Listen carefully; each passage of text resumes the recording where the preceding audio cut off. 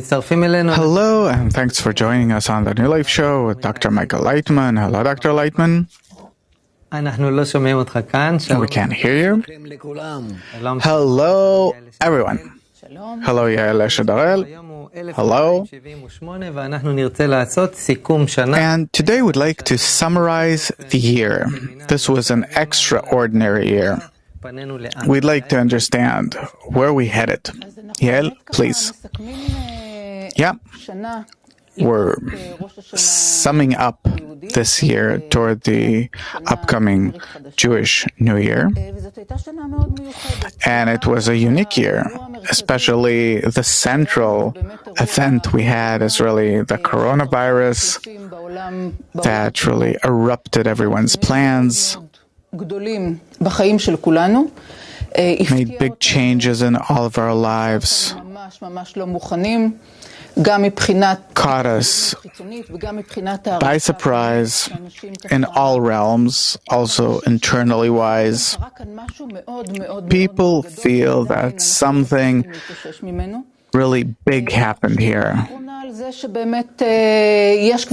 And lately we're hearing that there are different things that are advancing in terms of medical solutions, but still we understand that things are not simple, that things are advancing medically wise, but that it's actually much deeper. So the question is, how do you see this passing here, and where are we headed? And let's start with how do you see the current situation? How do you conclude the passing year? Excellent year. Good year. It's good that we've passed this time. It seems that we've learned something. Not maybe everything that we're supposed to learn, we could have learned more, but still, it's like a child that, he went through school, he caught something. I'm very happy that we're in this process, and the way this process is teaching us. There is nothing that teaches us more than problems and troubles, and therefore, it seems to me that it's a good year. I think that, well, of course, still, we're learning and everything from the coronavirus, about the coronavirus, but part of it passed already. We didn't draw any conclusions yet. Like you're saying, okay, let's conclude the year, but we can come to something. But the question is, humanity, people, can they already summarize these things and deduce conclusions? I don't think so. I also see that every time we hear here and there about different events and inventions from different managers and governments to do things one way or another.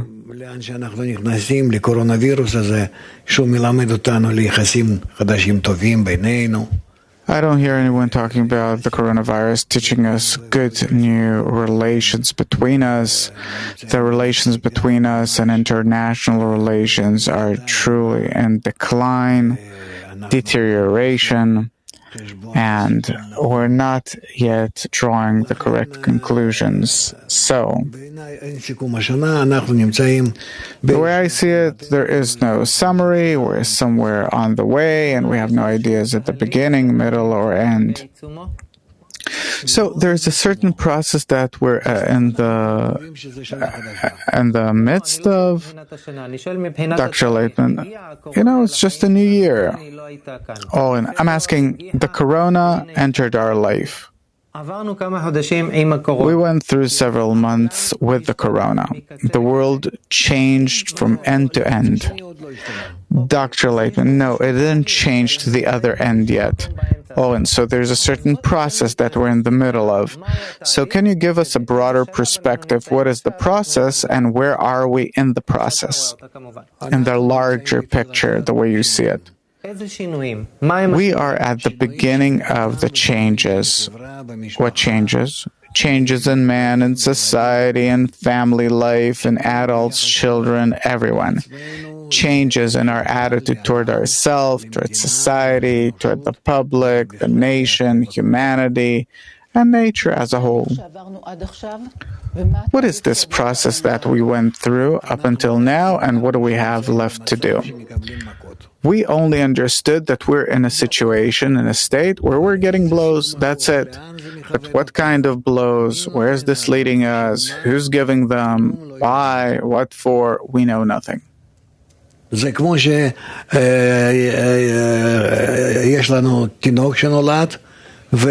like we have a newborn baby, and he feels pain, he has some problems, and he's crying, and he doesn't understand why. He can't stop crying, and we're helpless. What challenges are we facing as a mankind in terms of understanding these processes? The main thing is that we have to understand why. Why is it happening? Humanity's asking, here, there, but not trying to understand at all what is the reason for the coronavirus. So it's not something that happened by chance, but you see a directed process that has a reason that's supposed to lead to a certain result. This is how you see these things. It's not an event that happened by chance in our reality. It's not an event. It's not an event that something happened and passed and that's that. We are in a certain process and we do not acknowledge it correctly. In this point of time, what do you think we should know and we don't know yet? We don't know what the reason for the coronavirus is. Maybe we can see the technical, biological reason for things, but behind everything there are forces. And behind the forces there are the calculations of nature. And we don't understand the system so deeply, and therefore we can't answer these questions and don't know how to deal with this problem. Undoubtedly that this is a general problem of all of humanity, that we never had something like this before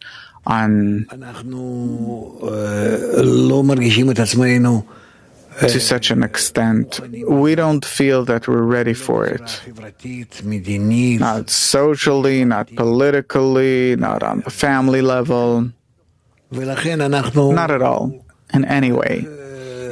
And therefore, we're only trying to understand what can help us, what can make things easier.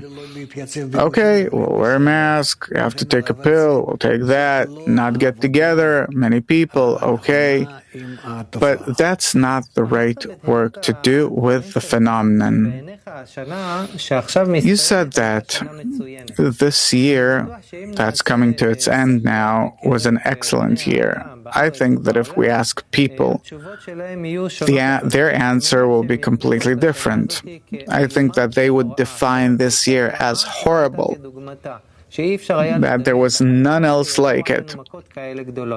What is the reason for the gap between your definition, that the year is excellent, and the definition of any other person off the street that the year was a catastrophe? What do you see that we don't? I think that was I to talk to your children after you make self-scrutiny with them, I'd get two different opinions too. You would say, I brought them up and they're good kids now and I'm happy about how things were. I had to force them and pressure them and give them a spanking. And were I to talk to them, they'd say, Dad's cruel, he has a bad mood, he's riding us, he did things that are unacceptable, and so on. So the way you see it, the corona is an educational tool that comes to teach humanity something. Surely this is how we relate to it, at least in the wisdom of Kabbalah. This is how we relate to anything that comes from nature. What kind of blows are we talking about? Especially blows that come in the form of pressure and torments that affect our awareness, our consciousness. That's supposed to do what? What is the role of these blows? What's it supposed to change in our perception? Or like what Owen wants to do with his children, that he wants to teach them for them to be good kids. What is a good mankind for humanity to be good kids? That they'll know how to learn the right things from life, to be in harmony with nature, with the entire system that we're in. And who gives these blows? Who's the educator? Nature itself. The system. What is nature? Nature is a system of forces, or you can call it one force, that we're in, that wants to teach us how to be in equivalence of form with it. What does it mean to identify with nature, to be in harmony with nature? To be in harmony, that we're integrated together, we're similar to the one force of nature, even though that we're very different and distant, for us to come closer and be like that force in our relations. And then like it is good and benevolent toward us, we will be the same toward each other. So the educational process, or correcting our direction, at the end of this process, we are supposed to come to a state where we're in harmony with nature, where we're good toward each other. Okay. Just like nature is good. Yeah? Practically wise, where does that put us? What kind of world are we supposed to shape? You know, on a computer I can shape whatever I want. What is that new world that we have to shape together in order to flow with this process and not resist it? A round, global, integral world in which everything's interconnected, where everyone's under one umbrella of mutual consent, connection, and peace. The world's global now as well. No. Now, it's forced to be global because we're all interdependent, but no one wants to be interdependent. No one wants to depend on others. It's like a burden from above. And where are we supposed to develop? In the direction where we want for things to become more global, that in which we are as one man and one heart. Looking at the process up until now, in the first months, we felt that we were all the time expecting that we'll be able to go back to how things were, to our old habits, to the old world. Today, I think that humanity already understands that there is a serious process of change, and things won't be the same ever again. So we're talking about the old world versus the new world. Now, you started introducing parts of that new world. So, A, do you agree that we're on the verge of a new era, a new world? We're already in it. We're already in this new era. Not before, on the verge, on the threshold of. We are in this new era. We're already developing, but we don't want to.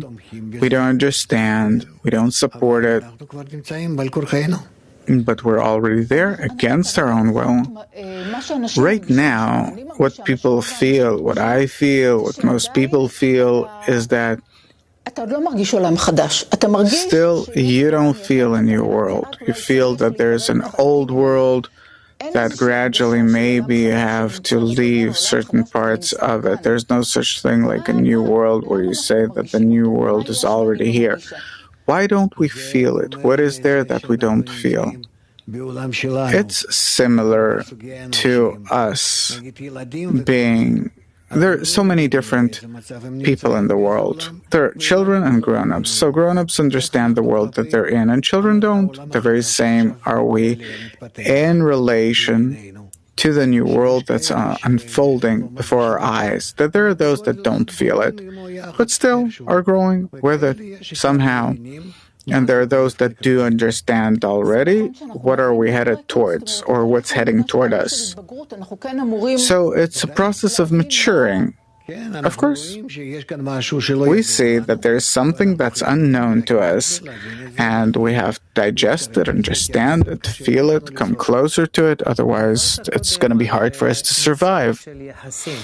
Previously, we talked about relations, we talked about interpersonal relations, international relations, changes in family life, on all levels of life, in short. My question is, when you're saying a new world that's already here, only we don't grasp it, what is that innovation? What changes in the relations between people?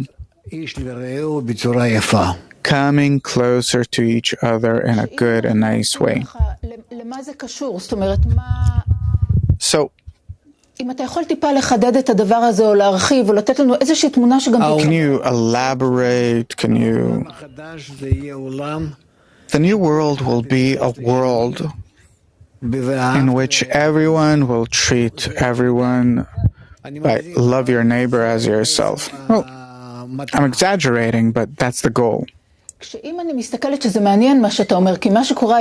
Well, that's interesting because today the complete opposite is happening.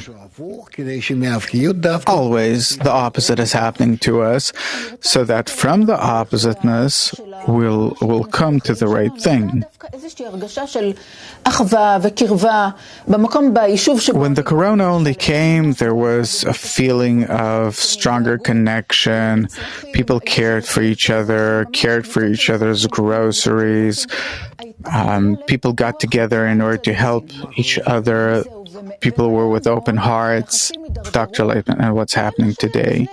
The relationships deteriorated. There was a lot of fighting on Facebook, a lot of incitement. There's a serious deterioration in the world altogether. Dr. Laitman, why? That's what I want to ask. Dr. Laitman, so if you were such a nice village where everyone volunteered and wanted to help, what happened to all those pretty souls? Probably they stopped being that nice. Is it a part of the process what we're seeing? That at first there were uplifted spirits and broad hearts and everyone opened their heart, and Dr. Laitman, it's part of the process. Because were you to all the time think about yourselves, how nice you are, and that everything's great, then you'd never advance. It's possible to advance only from the recognition of evil toward better things. And if we're so good, then what do they want from us? So what am I supposed to learn? What is that change? You're saying that right now we're on a certain sequence. We started from a certain point and we want to reach this next point. We're somewhere in the middle, the beginning of the process, something like that, somewhere on this sequence, in the point of time that we're in. What do we have to learn? What are the challenges that we're facing? What eyes do we have to open in order to advance in a good way toward change? And is this change for the better? I mean, where are we headed? Do you feel that now you're not so nice, pretty toward each other? I think that we see that there's lots of separation, that everything that happened exacerbated. I'm asking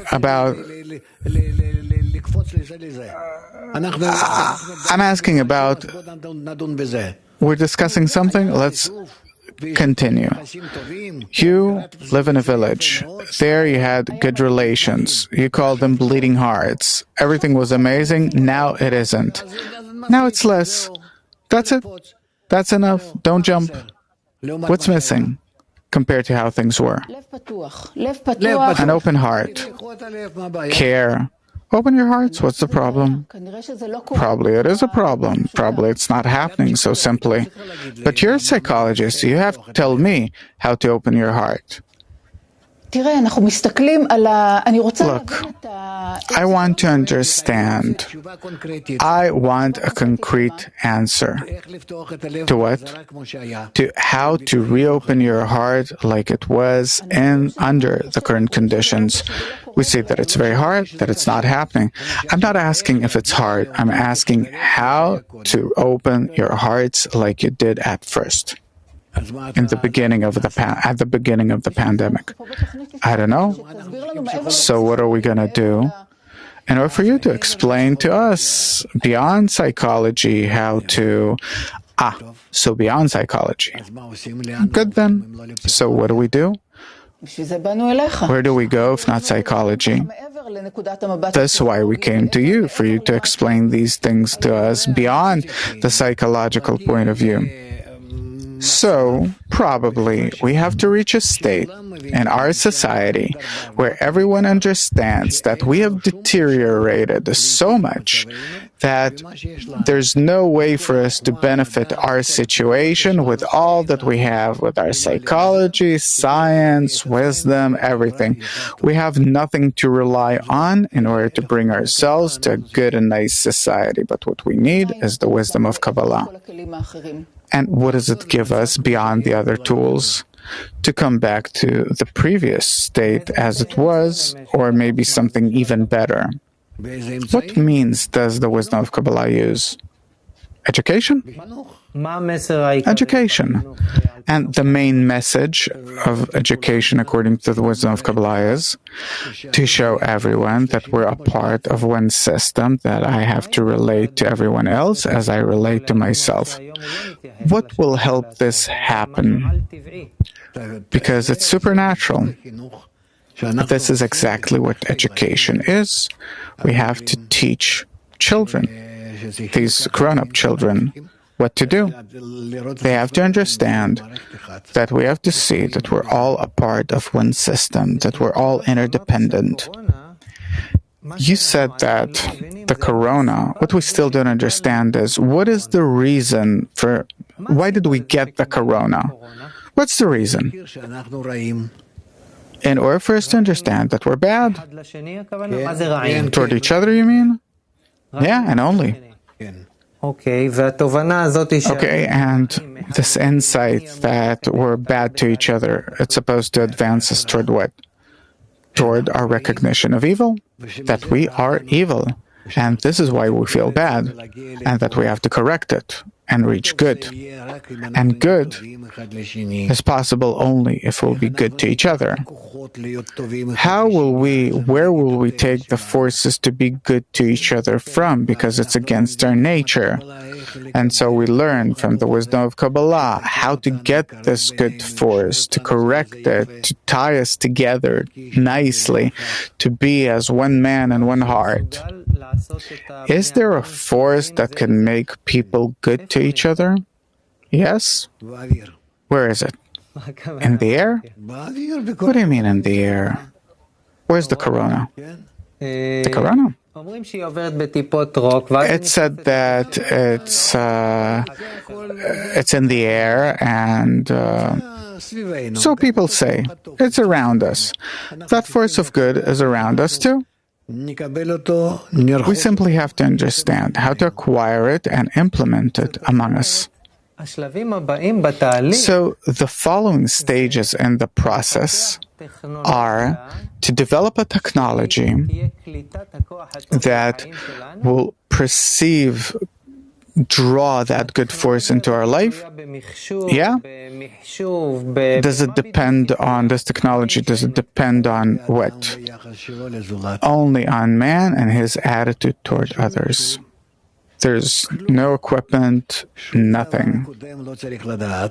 You don't need any prior knowledge, but to know that unless you acquire the method of connection, you're going to feel bad. And the method of connection is the method of how to be good to each other.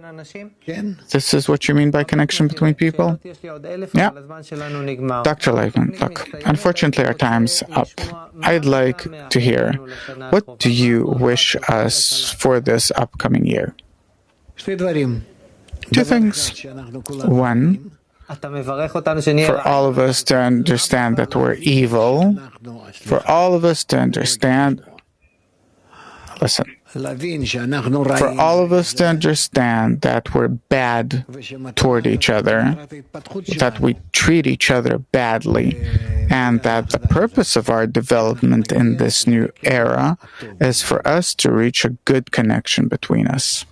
This is what nature is demanding of us. And this will heal the coronavirus, yes, and all other problems too. We're with you, Dr. Laitman. I wish for you to want to reach this good state, everyone. That's all you need. Amen. Thank you very much, Dr. Laitman. Thank you, Yael. Thank you for being with us. Till next time, all the best.